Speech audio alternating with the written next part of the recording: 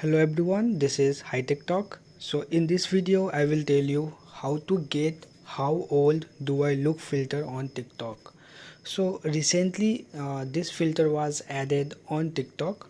So to use this filter you need to click on this plus icon here, and when you will click on this effect, so you can see this filter is on the first, because this filter was added recently.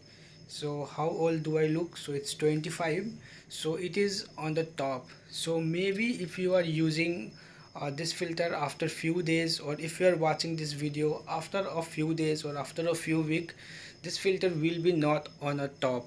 So in that case, how can you search this filter is just go to discover search icon and search for a hashtag how old I look.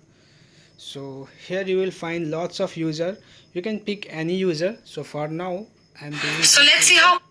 So here you will see this how old I look icon is here, filter icon is here. Just I will click on this one, and I can click on this camera icon and I can use this.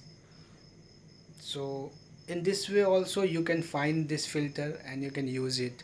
So if you find this video useful, please like, share, and don't forget to subscribe. Thank you.